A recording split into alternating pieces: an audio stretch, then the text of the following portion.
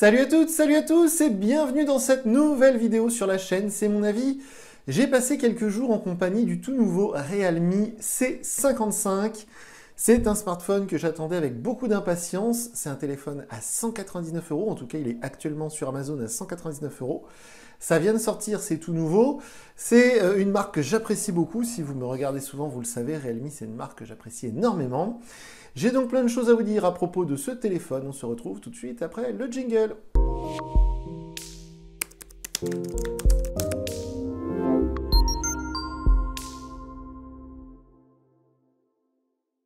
Alors, ce Realme C55, c'est un smartphone, comme je vous le disais, que j'attendais avec impatience. Et pourquoi? Parce que déjà, comme je vous le disais aussi, c'est une marque que j'apprécie, Realme. Vous pouvez deviner ici là, le tote bag qui m'avait été offert l'année dernière lors d'un événement organisé par Realme France à la Fnac des Halles à Paris. Il y avait Jojol, il y avait plein d'influenceurs qui étaient invités. Il y avait le Realme GT2 qui était sorti à ce moment-là. J'avais été l'acheter et tout, c'était vraiment chouette. Et donc ce C55, si vous êtes abonné à notre compte Twitter, il y a quelques semaines, j'avais partagé un article dans lequel ils expliquaient que c'était sans doute le premier téléphone Android qui allait avoir, vous savez, ce que Apple appelle ça le Dynamic Island sur l'iPhone 14 Pro, cette manière d'utiliser la zone de la caméra selfie pour mettre des notifications, pour voilà, faire vivre un petit peu cette zone morte. Et donc du coup j'étais vraiment impatient de voir ce que ça donne. Ce C55 qui vient de sortir, on peut enfin l'acheter sur Amazon, sur même Cdiscount. Mais sur Cdiscount c'est un importateur, donc faites attention. Sur Amazon c'est Amazon qui vend, qui expédie, donc il n'y a aucun souci. C'est du Android 13, je vais y revenir. C'est Realme UI4. Donc on va dire en gros c'est une version de Color OS qu'on peut retrouver sur les Oppo. Ça tourne très bien, ça aussi je vais y revenir après. Mais surtout je vais en fin de vidéo faire une petite expérience pour vous montrer cette fameuse Dynamic Island. En tout cas ici on appelle ça mini capsule, ils appellent ça chez Realme. D'ailleurs le nom est assez chouette, je trouve ça rigolo, on comprend bien de quoi il s'agit. Et c'est une petite déception, mais cette mini capsule, on ne peut la voir que quand on recharge le téléphone ou quand la batterie arrive en dessous des 20%, on nous met une notification de cette zone, mais sinon cette zone elle est morte, il n'y a rien qui s'affiche dedans. Mais je vais y revenir après. Alors, comme d'habitude, on va commencer par les points positifs, les choses que j'ai aimées. On terminera par les choses que j'ai moins aimées, que j'ai moins appréciées, que je regrette, les petits défauts. Alors, autant vous dire tout de suite que ce C55, moi je suis tombé amoureux, j'adore ce téléphone. Je vais beaucoup vous parler du prix dans cette vidéo, parce que vous le savez si vous me suivez, si vous regardez souvent nos vidéos, tous les téléphones que je teste, je ne les teste pas en me disant voilà qu'est-ce que ça vaut comparé à un Samsung Galaxy S23 Ultra à 1500 €. Je me dis qu'est-ce que ça vaut si on a 200 € à mettre aujourd'hui maintenant dans un smartphone, si on compare avec la concurrence, qu'est-ce que ça vaut ce C55? Et autant vous dire que de tous les téléphones depuis le début d'année que j'ai testé dans ces prix-là, c'est de loin le plus complet, le plus polyvalent, et vous allez le voir après, mais il y a des choses qui sont vraiment très réussies sur ce smartphone. On commence par le design, vous savez, souvent je commence par là, mais là, force est de constater qu'il est magnifique, j'adore ce design. Il y a des reflets franchement somptueux, là il fait très beau en plus en ce moment, ces jours-ci, et c'est magnifique en plein soleil. Moi j'adore ces designs un peu clinquants. Alors évidemment, c'est du plastique, c'est pas de l'aluminium, c'est pas du verre, mais encore une fois, on est en dessous des 200 €. Le téléphone est assez léger, on est à 190 grammes seulement. Donc franchement, quand il est dans la main, il paraît franchement léger, très léger. Il est assez fin et le design pour moi est vraiment réussi. Alors là, pour le coup, c'est... Et pourtant, Dieu sait que voilà, le Redmi Note 12 aussi est très réussi. Il y a des téléphones, le Motorola G13 est pas mal. Enfin, je veux dire, dans cette gamme de prix, souvent, ça se ressemble. C'est, on va dire, assez classique, mais voilà, je le trouve vraiment très très beau. Le bel écran LCD, je vais y revenir après, mais participe à cette sensation. Et j'adore les deux énormes capteurs photo. Donc moi j'adore ce téléphone, c'est un très bel objet, il est très agréable à utiliser. On rentre un peu plus dans le vif du sujet, puisque je vous parlais il y a un instant de Android 13. Donc c'est bien Android 13 qui équipe d'origine ce C55, avec donc Realme UI4. Alors nous, enfin moi on me l'a fait pas, mais Realme UI4 c'est Color OS, hein, c'est un peu... On retrouve d'ailleurs quasiment la même chose que sur le OnePlus 11 que j'ai testé il y a quelques semaines. C'est pourquoi le OnePlus 11 m'avait déçu, c'est que c'était une sorte de Oppo déguisé en OnePlus. Bah là c'est un Realme ou c'est un Oppo déguisé en Realme, mais pour le coup c'est un avantage, parce qu'à 199 € on a la même expérience que sur un Oppo à 300-400 €. Ça marche très bien, c'est fluide, il y a des mises à jour, il y a plein de petites fonctionnalités à gauche à droite, c'est stable, c'est très très bien, hein. Franchement c'est très très bien. Et à ce prix-là, c'est même du très bon dans le sens où, par exemple, moi j'avais adoré le Motorola G13 qui est à 199 € également, mais le G13, il n'a pas vraiment d'interface rajoutée par-dessus Android, c'est Android vraiment pur jus. Donc ça fait un peu cheap parfois, même si c'est pas mal. Mais honnêtement, là, on se rapproche vraiment de MIUI, par exemple, de chez Xiaomi Poco. Et on sent que c'est un peu, voilà, c'est travaillé, ça fait plaisir, il y a des petites animations, des petites icônes, des petites fonctionnalités rajoutées à droite à gauche. Comme d'habitude, je m'excuse, derrière la caméra, il y a mon chien qui dort, si vous entendez ronfler, c'est normal. Donc voilà, pour moi, ça fait vraiment partie des gros points forts de ce téléphone, déjà du fait qu'il est déjà, dès la sortie de la boîte, sur Android 13. Et en plus de ça, Realme UI 4, donc c'est la toute dernière version. Et ça tourne très très bien. Alors je vous parlais de l'écran il y a un instant concernant le design. Donc c'est pas du OLED, c'est pas du AMOLED. On est bien sur un écran LCD. Mais c'est un très bel écran LCD. Il est en 90 Hz. Les bordures d'écran sont assez fines. Et les couleurs sont vives, les noirs sont intenses. Donc c'est un très bel écran LCD.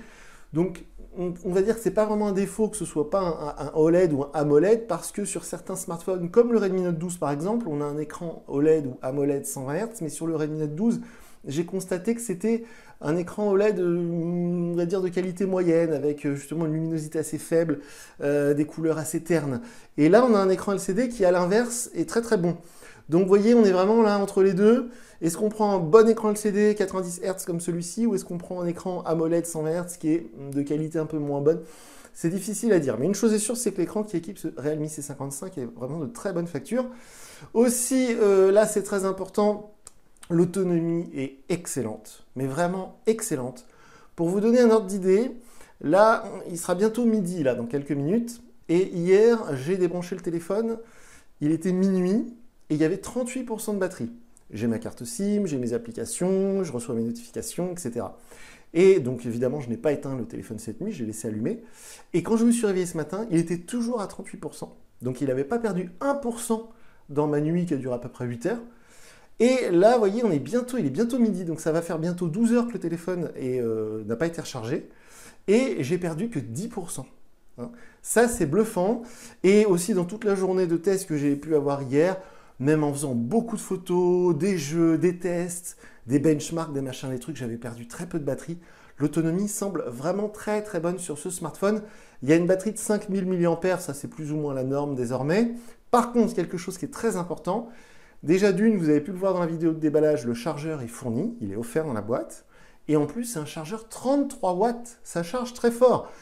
Et c'est très important parce que même par exemple le Galaxy A34 que j'ai testé il y a quelques jours, qui est un téléphone qui coûte 100 € de plus que celui-ci, même 200 parce qu'on est à 399 € sur le A34, eh bien il n'y a pas de chargeur fourni et même s'il y en avait un, il prenait que 25 watts.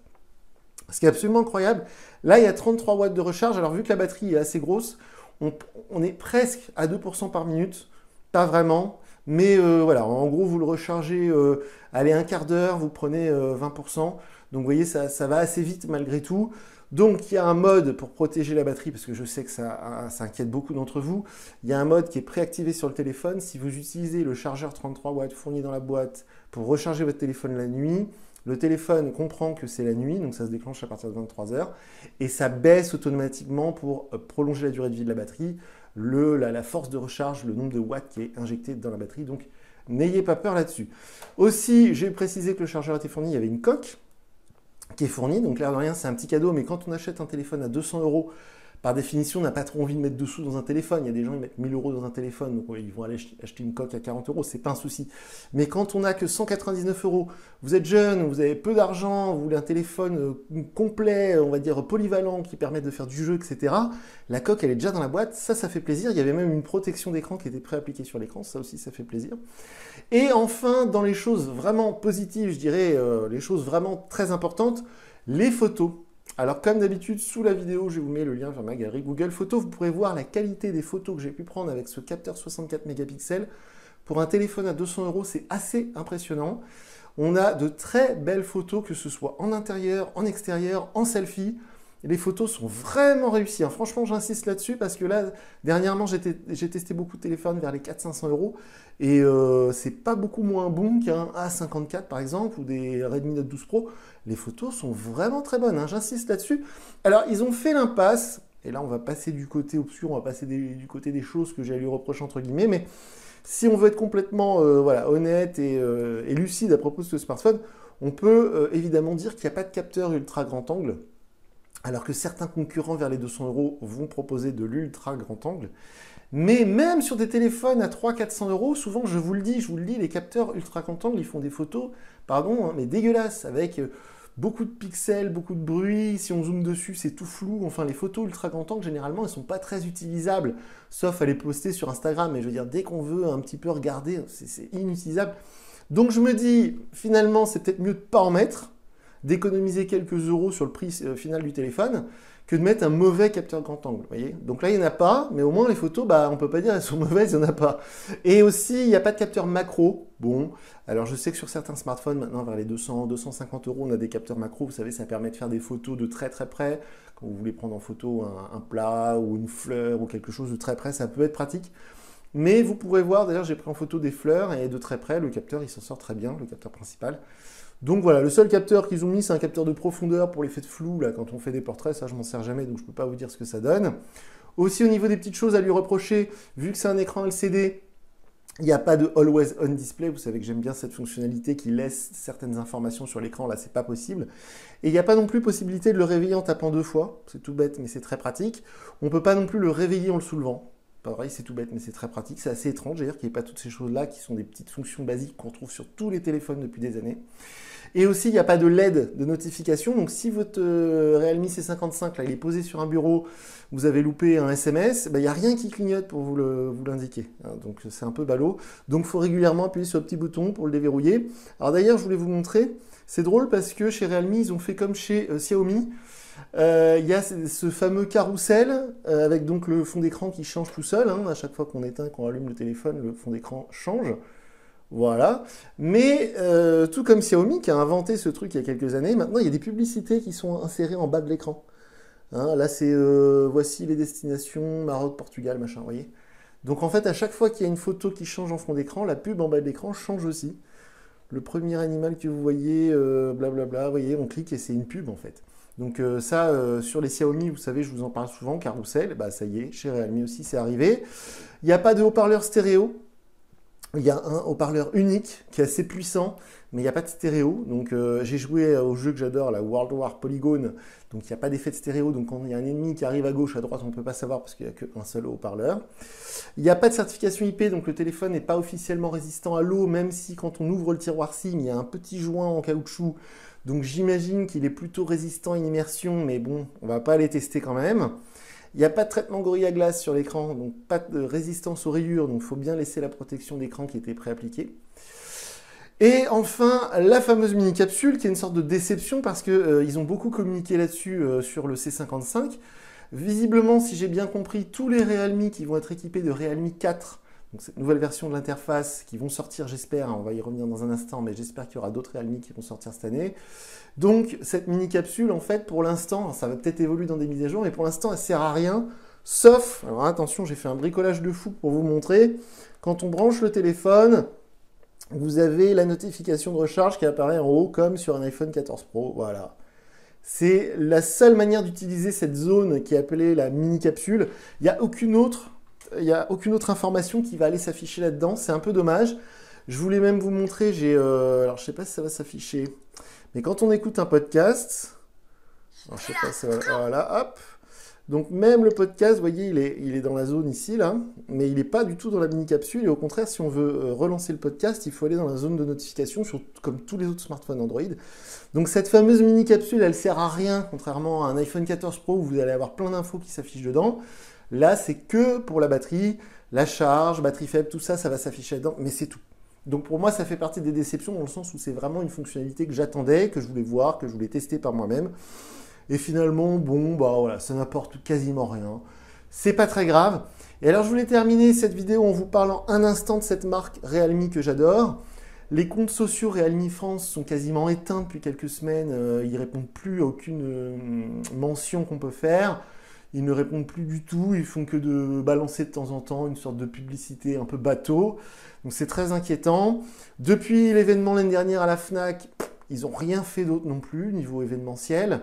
Donc j'ai très peur que du côté de Realme France, en fait, il n'y a quasiment plus personne dans les bureaux et ils se contentent d'envoyer des Realme pas chers dans les grandes surfaces. Par exemple, chez Leclerc, il y a toujours des Realme en libre service. Est-ce que ça va durer? Je l'espère. C'est malheureusement la gamme C, donc la gamme entrée de gamme de chez Realme, qui persiste dans notre pays, qu'on peut trouver facilement. Mais les modèles assez haut de gamme, comme le GT2 l'année dernière, ou le Realme 10 qui est sorti en début d'année, ou les Realme, il y a toute la gamme, vous savez, là, les GT Neo, etc. Malheureusement, j'ai peur que ça devienne vraiment confidentiel comme produit. Hein, je suis vraiment triste. Donc j'espère avoir tort, j'espère que Realme France va rester en France, j'espère que Realme Europe va continuer à exister, mais vu qu'il y a des très fortes rumeurs sur le groupe BBK, qui inclut donc Oppo, Realme, OnePlus et aussi un petit peu Vivo, bah on verra, mais ça peut être assez inquiétant parce que je sais que, moi c'est pas quelque chose qui m'inquiète, mais je sais que beaucoup de personnes, quand ils achètent un téléphone ou n'importe quel autre produit électronique, la première question c'est oui, le SAV, le SAV, le SAV. Alors moi quand j'achète un produit, je me dis pas il va tomber en panne, je me dis bon j'achète un bon produit, il n'y aura pas de problème. Mais je sais que beaucoup d'entre vous pensent comme ça, donc le SAV Realme, voilà, si le groupe BBK quitte vraiment l'Europe, qu'est-ce que ça va donner? On ne sait pas. En tout cas, une chose est sûre, ce téléphone, pour moi, il est vraiment très réussi. Encore une fois, à 200 € aujourd'hui, maintenant, en avril 2023, vous avez 200 € à mettre. Déjà d'une, le Redmi Note 12, il est à 250 €. Le Samsung Galaxy A14, il est à 220 €. Il n'y a pas de chargeur, il n'y a pas de coque. Le seul vrai concurrent qui est à 199 €, c'est le Motorola Moto G13. Et honnêtement, ce Realme C55, s'il était proposé à 250 €, ce ne serait pas choquant du tout. Parce qu'il a la charge rapide, il a une bonne autonomie, il a d'excellentes photos, il a de bonnes performances. Hein, les jeux, je ne vous en ai pas parlé, mais World War Polygon, ça tourne nickel. Comme d'habitude, sous la vidéo, je vous mets le lien vers notre tableau de bord où je vous mets les résultats de mes tests avec Geekbench. Et les performances obtenues sur Geekbench sont meilleures sur ce C55 que sur le Galaxy A14 par exemple, que ce soit sur le processeur ou la carte graphique. Donc, tout est positif à propos de ce smartphone. Honnêtement, il n'y a que les petits détails que je vous ai donnés. Mais sinon, c'est un super téléphone, un excellent rapport qualité-prix. Encore une fois, s'il était vendu 250 €, je ne serais pas choqué. Donc là, le fait qu'on le trouve actuellement à 199 € sur Amazon, c'est une super méga bonne affaire. Si je devais lui donner une note, alors je suis peut-être pas très objectif parce que je suis très très enthousiaste à propos de ce smartphone, donc je lui donnerais 9 sur 10. J'aime cette marque, le téléphone il est léger, il est beau, il est performant. Les photos sont bonnes, voilà, honnêtement, il n'y a pas grand-chose à lui reprocher. Donc voilà, j'espère que Realme va continuer. Si vous regardez cette vidéo parce que vous avez 200 € de budget, honnêtement, je vous le conseille à 200%. C'est une marque que j'aime bien, c'est un téléphone que j'aime bien. Voilà, je crois avoir tout dit, je crois avoir rien oublié. Si vous avez des questions, comme d'habitude, essayez de me contacter via Twitter, car les commentaires YouTube, je ne les lis pas. Et puis sinon, j'espère très sincèrement que ce ne sera pas le dernier Realme sur la chaîne, parce que voilà, on ne sait pas ce qui va se passer. J'espère voir plein d'autres modèles Realme sortir cette année, disponibles chez nous en Europe officiellement. Et puis sinon, du coup, moi je vous dis à très bientôt pour une nouvelle vidéo sur la chaîne. Salut!